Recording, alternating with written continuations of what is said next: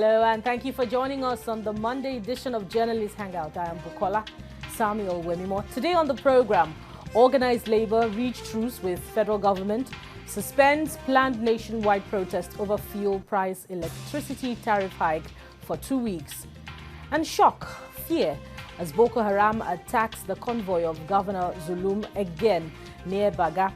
I will be hanging out with Babajide Kolade Otitoju while Mobolade Omonijo will join us via Skype.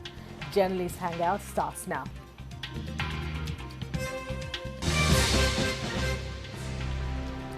Call it temporary relief or road to lasting solution. The evil day of a looming nationwide strike has been postponed. Organized labor has suspended the planned strike over hike in fuel price and electricity tariff. This was after the unions reached an agreement with the federal government at a meeting that lasted several hours. The federal government agreed to suspend the new electricity tariff, but both parties agreed that deregulation should be sustained, while palliatives in the area of transport, power, housing, agriculture and humanitarian services will be provided for the masses. An 8-man committee headed by the Minister of State for Labor and Employment, Festus Keyamo, has been constituted to address grey areas in 2 weeks. Temporary relief for the country at least. Let's hear from the parties involved in the negotiation.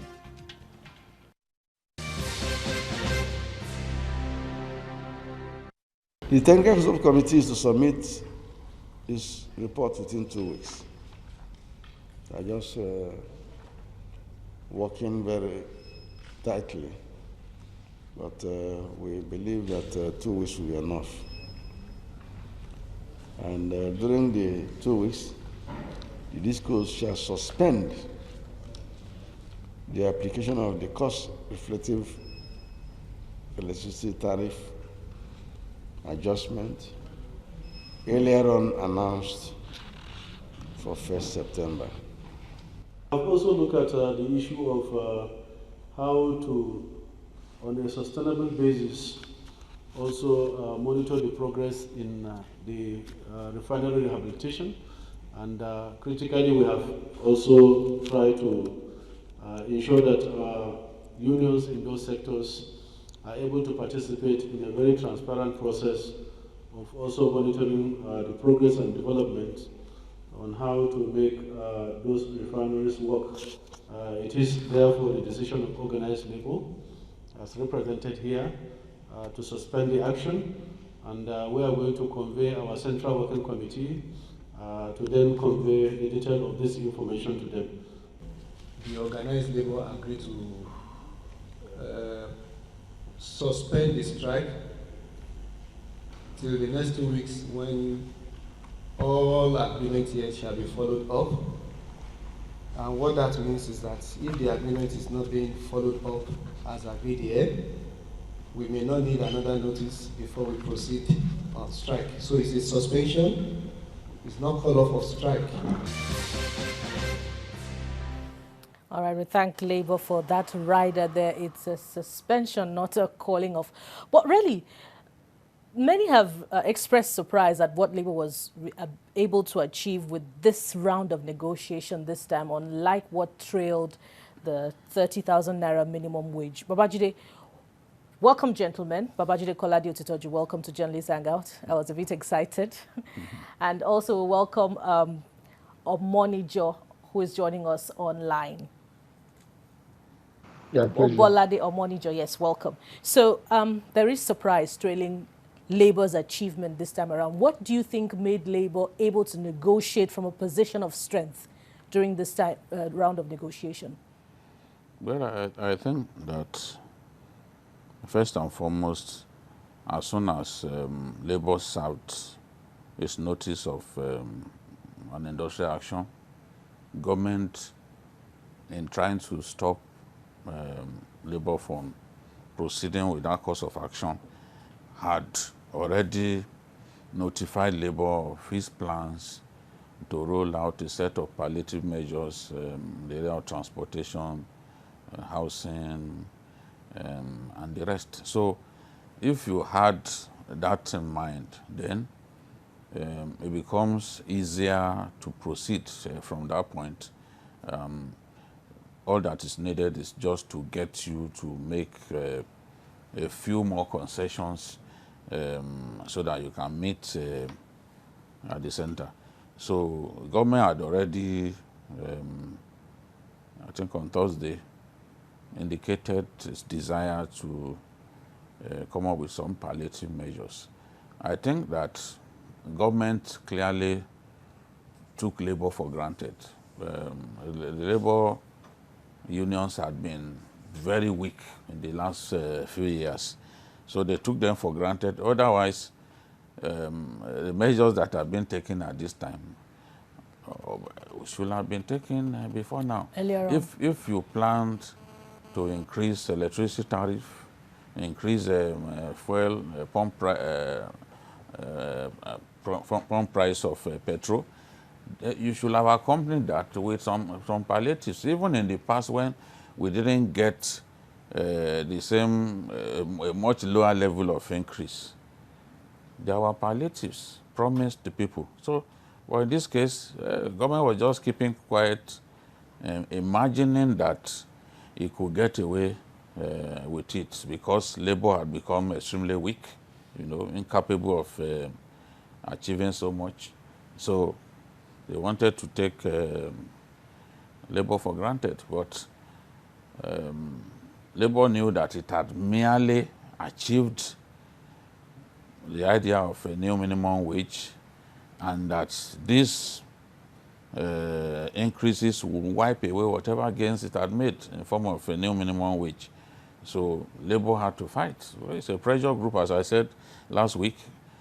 It's a pressure group, and its goal should be the welfare of its members. So if they cannot do that, if they cannot extract some commitment from government, then they are failed. But in this case, we can see that some promises are made. These are just promises. Some of these palliatives that they are talking about can't even be realized in a long time. They are talking about building houses. You even for said example. long time. Yes, I don't know exactly how long it will take. Government has not even achieved its own set target for the housing sector. So how soon can they deliver this affordable housing that they are talking about, that more than 100,000 workers will benefit from? And more than 100,000 workers, yes. But there are so many other Nigerians who suffer as a result of these increases, who are not members of NLC or TUC, that they've told us will benefit from these palliatives. I wonder if you have a contrary view. You can just add that to, some of the issues that I'm going to raise now going forward. The gray areas, the terms of reference, issues hindering the distribution of 6 million meters, and the suspension of the application of cost-reflective electricity tariff. This is part of the charge giving the committee that will look into some of these gray areas raised. What should we begin, what agenda should we begin to set for this committee as they deliberate within this short period? Well, let me first of all say that I follow in the same vein with what Babajide has said, because it's unfortunate that we have to get to this pass. Negotiations, discussions, engagements should have been continuous between organized labor and government, and even the employers. It should be a tripartite thing that they should have been doing regularly. Some of the things they have agreed on are actually low-hanging fruits that could have been plucked earlier than this. For example, you say 40% of the discos are owned by government, and government is not reflected on the board of those discos. We should not even have a negotiation before if I have 40% stake in a company, I don't have to be told that I must follow up with my involvement with representation. It goes without saying. So some of these things Then on these cost-reflective tariffs and so on, there are things that should be negotiated regularly. When there should be committees and bodies that will engage both sides on issues that come up like this. So it's good that it's been temporarily suspended. It's good because I cannot imagine the effects of a strike at a time like this on an economy that's almost prostrate, as it were. And the businesses that are already sacking people and that we are trying to save the jobs, by the time the economy goes on another 1 week, 2 weeks, 1 month holiday, I cannot imagine what it will cost all of us. Talking about the terms of reference of the technical committee set up, yes, we expect that within the period we should be able to come up with something looking at the statistics and so on. As it were, they should be able to come up with something that will be acceptable. But I also take the hints from what Babajide said, that there appears to be the fact that the civil society is not represented in these negotiations and discussions, because the labor workers, it is good that they are negotiating, and much of the thing is for workers. No, there are many other people who are not part of government work. Yeah. There are many other people who have their own businesses. Private sector, there are many other entrepreneurs. people who are farmers and others who are just eking out a living.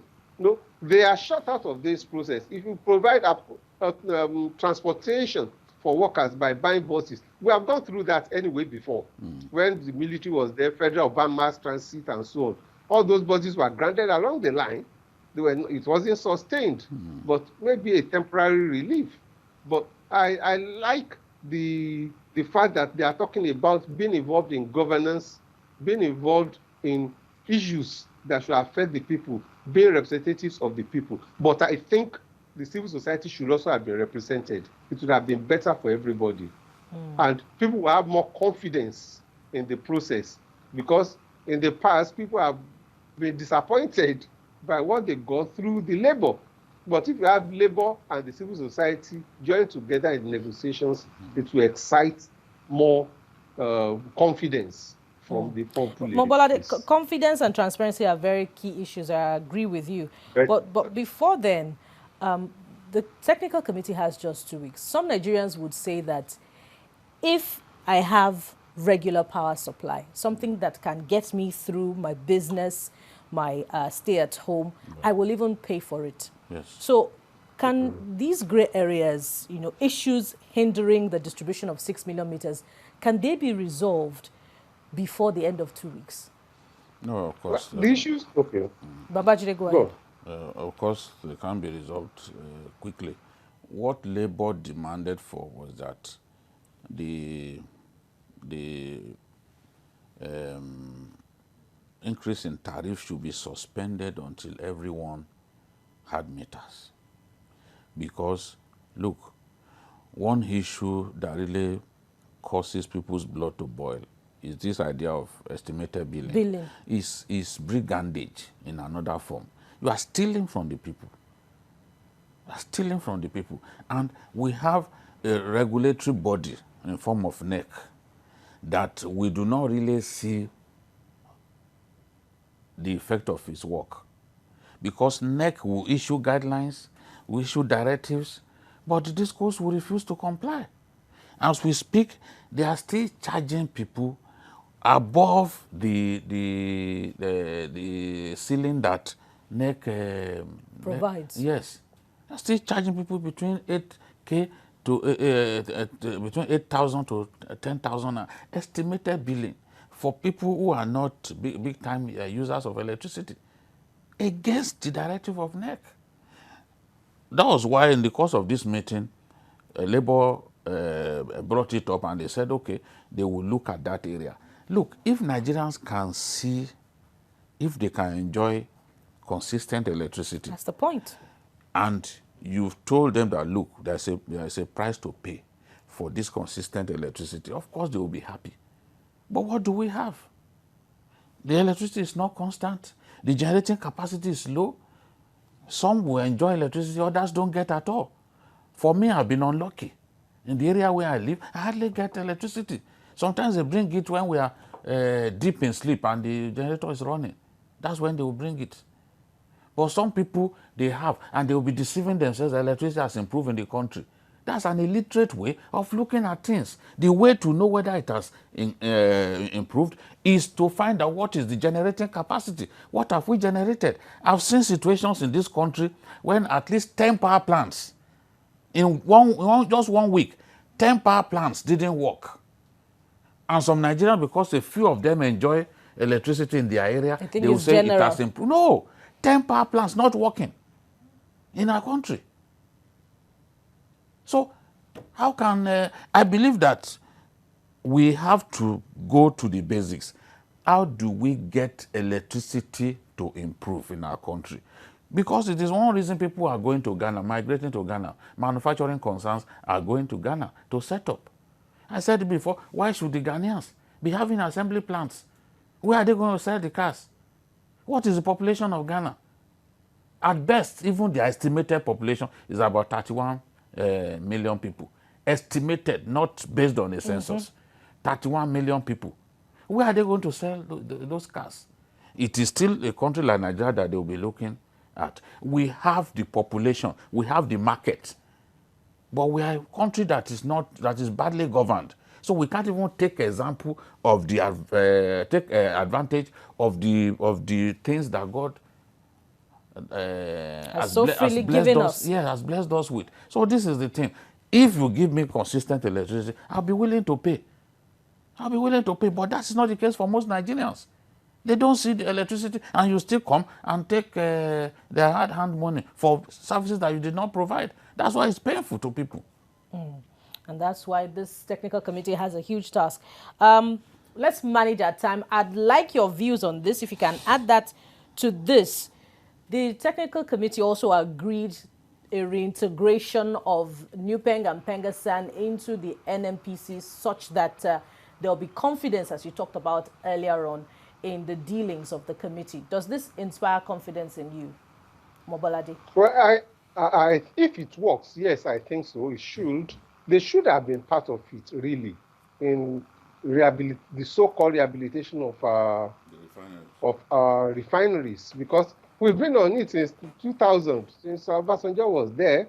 We've been doing turnaround maintenance. The total is being in Kaduna, in everywhere. We've been doing every year. Then you spend 10 billion naira in a year and you don't produce anything at all. I mean, I don't know where anybody does that kind of thing. What kind of business sense it makes? No, I think maybe if Pengasan and Nupeng get involved, it will excite some confidence, but there should be regular reports to the people, because they are not representing just themselves, but representing the people of Nigeria. We should be able to see the results. The new PIB bill that has been sent to the National Assembly, we hope that it will incorporate some of these things. The major problem with NNPC is lack of transparency. It has never had, and we've never even had regular auditing of that firm, of that corporation.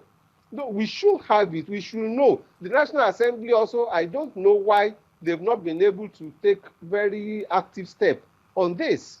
You know, we should be able to have, every year there should be audit. It should be looked into how much is made. Every time you have the governors and the federal government, quarreling over what came in, and we've not been able to resolve it over the years. So refining capacity, yes, this government, when it came in 2015, spoke about modular refineries and said within 2 years, because it takes about 18 months to build, that they will do. They gave out. We've not been able to do anything because they couldn't do any form of reform of the thing. Because if you are not able to do something about the cost, you regulate everything. You cannot excite confidence in the investors. And if you don't, I mean, I know there is Orient, for example, in, I think, Onisha, that had got to the point, but they couldn't go ahead because they could not see how they would be able to make their profits with the way government is holding the whole thing. I think, yes, it is good that you have the labor, especially those who know about the getting involved. process, yes. And you make a good point about the National Assembly taking active involvement in it as well. We have a caller on the line, Olatunji from Ile-Ife. Good evening, Olatunji. Hello, good evening. You're on. Go ahead with your contribution. Yeah, greetings to you all. Thanks for the good job you are doing. Thank you. Babajide, greetings to you. Good and evening. Mr. Monitor. Please, as far as this issue is concerned, hello? We can hear you. We can hear you. Yes, as far as the issue of electricity tariff is concerned, the Nigeria, we are not saying we are not going to pay the bills. Of course, it's going to be a problem for our economy to go on strike at this point. However, the problem with the discourse is this issue of estimated billing system. I have been trying to get a prepaid meter for more than 2 years, going to 3 years now. They say to bring it. That's Benin Electricity Disco Benin there. Yeah. So this comes with a lot of pressure, and they are just stealing from Nigerians. That's true. Thank you, Olatunji. The technical committee has its work cut out already from this line of conversation. We have a few more minutes, Babajide. The issue of transparency that Mobolade was talking about. Perhaps you'd like to add a thing or two also to it. I feel very bad that we are spending so much on refineries and we are not achieving anything, because Kaduna refinery a few years back refined just 50 million liters in a whole year. That is just 1 day's consumption in our country, because our consumption level has moved is between 50 to 54 million liters a day. That's what the whole refinery 1 day's consumption. 1 day's consumption. How do you justify that?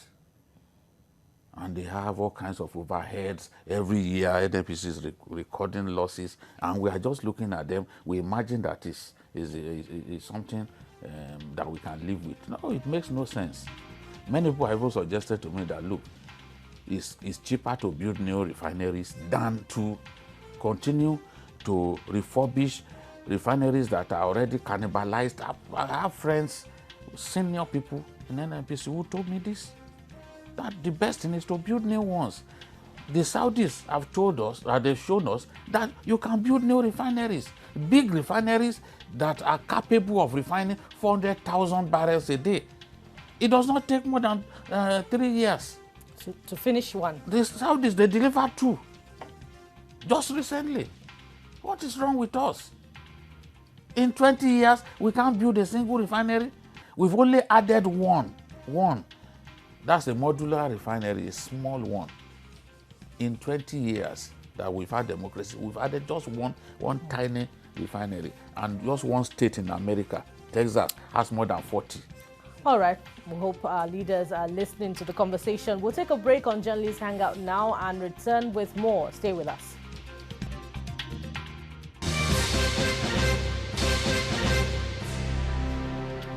Welcome back. It appears the governor of Borno State, Northeast Nigeria, Professor Babagana Zulum, is the most endangered species in the country. In a matter of 2 days, the convoy he was traveling in came under Boko Haram attacks. The first one on Friday led to the death of more than 30 people.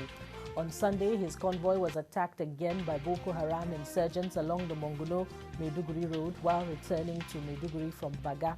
Governor Zulum was in Monguno to attend the welfare of thousands of internally displaced persons, IDPs, mostly from Mate, Baga, Kukawa, Dikwa, and other surrounding local government areas. Let's share the video of Governor Zulum's arrival in Maiduguri after the attack with you.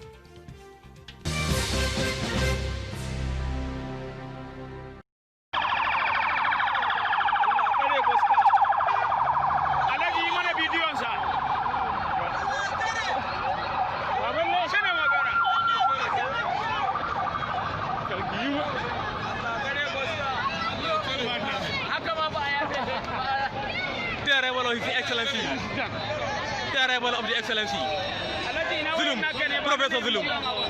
the arrival of His Excellency from Baga, Manguru.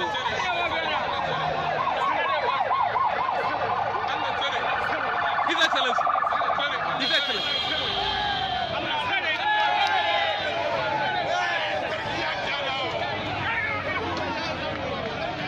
Shine ga mota ba? Ni ban gan shi mai wallahi roji. Ya wuce na ga wuce na ga wuce. Dole dole dole.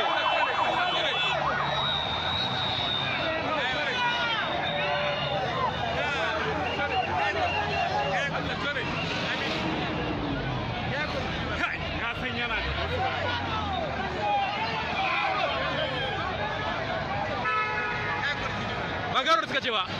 Sun zana shi a bagaro ko? Maza! Allah dare! Maza!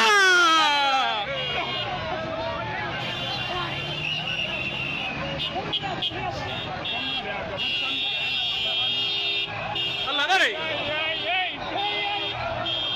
Maza je! Kai jage! Dare namiji, dare namiji.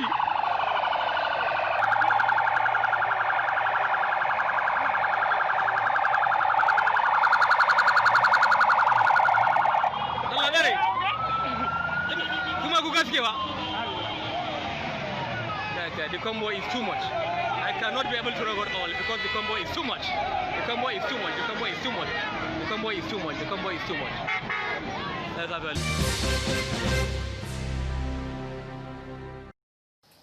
We're not done yet.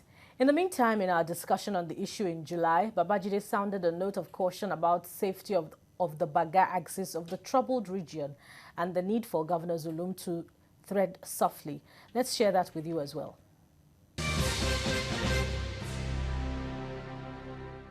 The governor again, facing such an attack. How do you react to that, PKO? Well, first and foremost, I want to appeal to the governor of Borno State to choose where he goes to carefully. And I'm saying this with a high sense of responsibility. I take risks too, but I know that as a governor, he's a bigger target.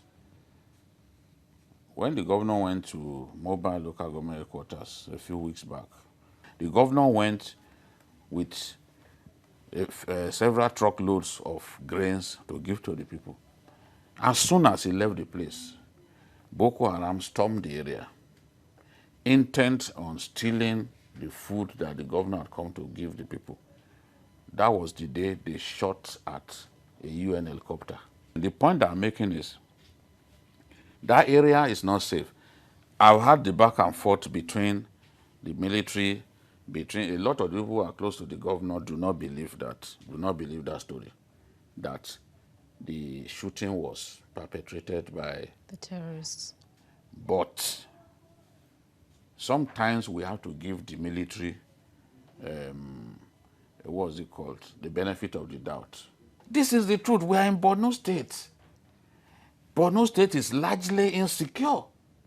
Borno State is a dangerous area. There are places that you cannot go to. This is a fact. So the situation in Borno State remains dire. But of course, it remains there. Absolutely. But then let me and also... it changes anytime. A place may be safe today, but the enemies may choose to strike there the next day. And so both the army and the government, they just have to be careful. They just have to be careful so that our people can remain safe and the governor himself can remain. I feel his energy. I know that he truly wants to serve. He wants things to change rapidly. But I have to appeal to him. And I've spoken to some of my friends who are close to him, that based on the information I have about that area, there are places that the governor can go at this time. Yeah, welcome back. It appears, it is safe to say that the developmental strides of Governor Babagana Zulum is against the agenda of Boko Haram, which sees itself as Lord of the Manor in Maiduguri, Babajide? Yeah, they definitely, they can't be happy with what the governor is doing. In fact, when they abduct people, if you happen to work for an NGO that is bringing relief to the area, or you are involved in reconstruction, they will take you away, and chances are that you could be killed. Right now, there are some people involved in resettlement, rebuilding of some communities that they abducted. Only God knows what eventually they will do with those people, you know. So this is the thing. But they recently killed the commander. I remember when General Segun Adeniyi was the commander of Operation Lafia Dole. They attacked his convoy. They killed his driver. He was lucky to escape death. Come out alive. Yes. When terrorists force an army commander, a general, who was on a mission to turn, go and not proceed on a journey, you know it's not a laughing matter. So this is the thing. That area, I know now that between September and now, September last year and now, Governor Zulum's convoy has been attacked 4 times. The first one was in Bama. I was in Borno when it happened. The first one was in Bama. It was not as reported as these ones. This is the 4th one. You can imagine. And then, thank goodness, immediately they thought that the governor would be passing through Kukawa on Sunday. But there was a security report that indicated that they had planted IEDs on 3 different locations, you know, between Baga and Kukawa. So the governor had to Change course. change his mind about using that route. Maybe what we are saying would have been different. Then on their way, there's a town called Mundari. That was where, a village called Mundari, that was where they attacked this convoy again. The soldiers repelled the attack, and then they were able to proceed on the journey. So we are not dealing with people who are afraid to fight. Of course, they are ready to fight. Take the battle to the enemy. It's not a case of attacking soft targets. No, they take on the army. Let's stop deceiving ourselves that the attacks are we soft targets. People go to kill soldiers. Are soldiers soft targets? They are not. They have the capacity to fight. And they are ready to fight. They are ready to take lives. Look, you can imagine this. Thankfully, the governor traveled in a chopper to Baga and landed at the Multinational Joint Task Force headquarters. So he was not on that convoy on Friday. But there were some of his commissioners and top heads, including the Commissioner for Justice, Commissioner for Local Government, Commissioner for Water Resources, who were members of the Resettlement Committee. They were caught. They were all forced to lie on the ground while the shooting went on, and lives were lost. So that is why we are saying, look, as much as we know that you are a fantastic governor, you are without a doubt the best now. People attest to that fact. They feel your energy, they are happy with his work. But you can't be taking such risks. Too many risks. Because the fear that people have now is, if this thing goes on, we may lose this governor. And they don't want that to happen. Because in a long time, they may never see a governor that will truly be a lover of the people like this governor. So that's why the masses are desperate. As much as they want him to work for them, they don't want to lose him. Because they feel that they are just lucky that it has pleased God to give him to them now. He's always thinking about the masses. We can see from that video evidence of his popularity. By the way, I must correct that the distance between Monguno to Maiduguri is 130 kilometers. Now, Mobolaji, very quickly, it appears as if Governor Monguno is not going to listen to Governor Zulum, will not listen to wise counsel from Babajide. Is he getting a sense that this war against Boko Haram is not as intractable as it seems that it can end if government really wants it to end. Is that the sense that Governor Zulum is getting and acting by? I don't think so. I think he knows the danger. I mean, if somebody has come under attack up to 4 times, he knows that the danger is there. He's been angry sometimes even with the military. He knows that it is there, but at the same time, he doesn't want to give the impression that he has surrendered to the terrorists. He wants to give the impression that, well, the people are there, he's part of them, you know, and that his life is not more important than others. But the truth of the matter is that his life is more important because he's the one to give life to the fights. He's the even overall commander there, even though he's not a military man. So to that extent, his life is very important to governance in the state. It's important to giving life even to the fight. The fight appears to be getting fiercer by the day. That is the truth. I mean, everywhere, at a point, we deluded ourselves by believing that, well, those guys had been so incapacitated that they couldn't go beyond the soft targets. But now, I mean, if you go to military formations, if you can attack the military men who are on patrol, if you can take the life of a colonel, I mean, we know that it's a serious matter, you know. So I don't know what the government can do, but the federal government owes us a responsibility to check the advances of the enemy. It appears to be growing by the day. From all these that we have seen, from the accounts of the military itself, from the accounts of the governments of the states, from even what the president himself said in his message to the government and people of Borno State, we know that these people are very dangerous. They are well armed. They are not afraid, because if somebody can be a suicide bomber, it means that his life does not mean anything to him. I mean, when somebody is protecting his life, he fights and turns back and so on. But when somebody is ready to die in the process, when somebody does not mind dying, when he's even planting something on himself, what do? He's very daring. So we have to find a way of rejigging the strategy. We have to way of rearming the military.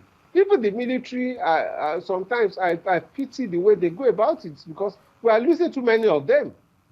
These are people also yes, it is what they have signed for, but they are fighting for the country, for the territorial integrity of Nigeria.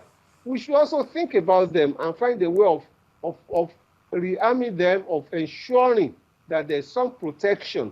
It's not that when anybody is posted to Borno State, is sure that, well, it's a death sentence. It shouldn't be so. And that is what it's almost turning into. We hope that an end is in sight to the war against insurgency in Borno State. We'll take another break now. Stay with Journalist Hangout.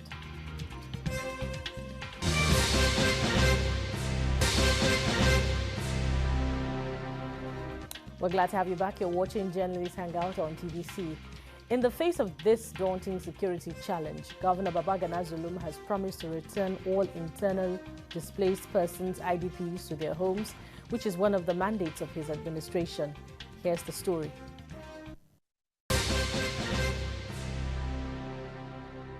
Baga and its neighboring communities have been a Boko Haram enclave for some time now. After the town was sacked repeatedly, a committee was set up to work towards improving safety in the Asian fishing community. This was in preparation for the eventual return of its residents. You could see all of them had a tag on their neck. We have screened each and every household and issued all adults, both male and female, with the tag before they were conveyed down to Baga. And in spite of all efforts to make the Asian town relatively safe, Baga still faces a lot of security challenges, as could be seen by recent attacks on the convoy of the Borno State governor. But Baga residents have now returned. They were conveyed in buses to their ancestral homes under tight security. Nobody is forcing these people to come back to home. But I think their situation in Mongono and their situation in Maiduguri is not palatable, so that they can be engaged in their farming activities. Food items and other essentials to improve their survival were distributed to them to improve their living conditions. Their return home has been a long-awaited agitation. Government is to restore the IDPs back into the community. We appreciate the governor's effort in bringing us back home to Baga. Governor Zulum is determined that the issue of insecurity does not deter his resolve to see life return to the ever-busy commercial town.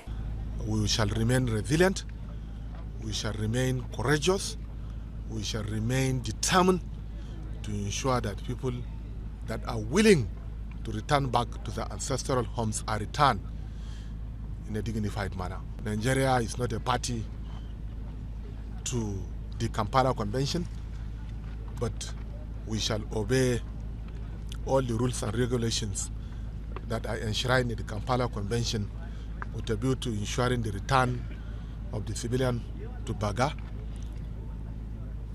on a voluntary basis, in a safe as well as in a dignified manner.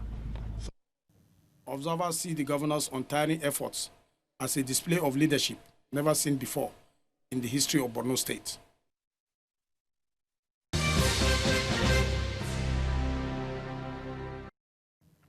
A report there by Kolomi Dala and Professor Babagana Zulum expressing confidence that IDPs will be returned to their ancestral homes. But the big question is, and this comes to Babajide now, yes, can he guarantee the security, the safety of the lives and the property of those who are returning to their ancestral homes? You know, we're talking about it just before the break. Some of them are farmers. Mm-hmm. Can they farm in safety when they return to their ancestral homes? Yeah, because of the problems associated with farming, he set up the security outfit called the Agro Rangers. The Agro Rangers go to farms and give protection to farmers. But even those guys too have been killed on some occasions.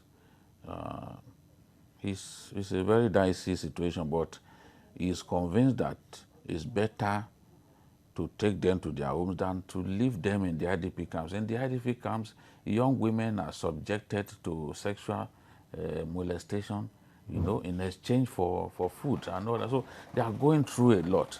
A lot of their young people take to drugs inside the IDP camp. Governor Kashim Shettima complained about this. It's painful to see people suffering in the IDP camp, and he's trying to, and is at the expense of government that they are there. So he's trying to make sure that those IDP camps are decongested, and then people can return to their homes. They've succeeded in doing that in Adama and Yobe State. But Borno State is the epicenter of the fight. And there are still up to 24, 25 IDP camps in Borno State alone. You know? So millions of people are still in IDP camps. Elections, the last elections were held in IDP camps, largely. Only a few communities are safe in Borno State. You know? There is no local government that is entirely safe in Borno State. Nobody can say that I'm lying, except somebody who's not familiar with the area. So this is the thing.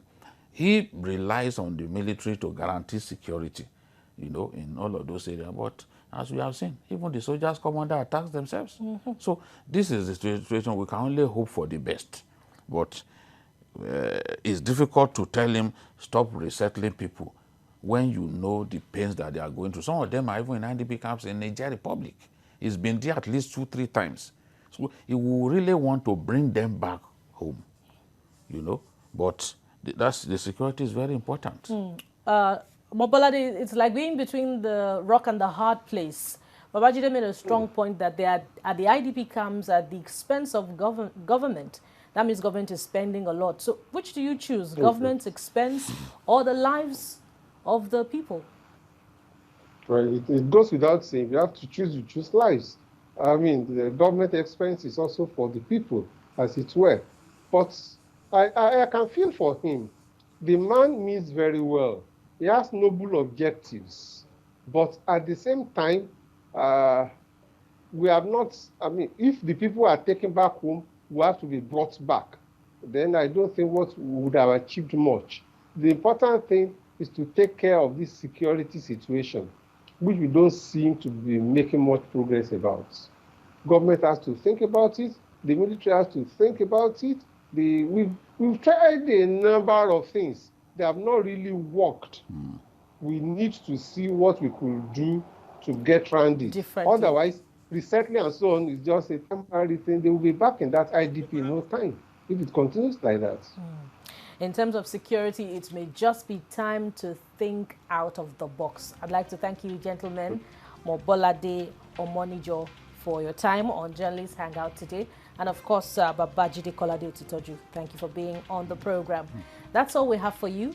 Join us again tomorrow for another edition of the program. And you can also watch Journalists Hangout on other platforms showing on your screen and on YouTube at youtube.com/TVC News Nigeria.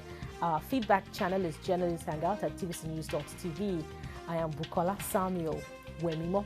Bye for now and God bless Nigeria.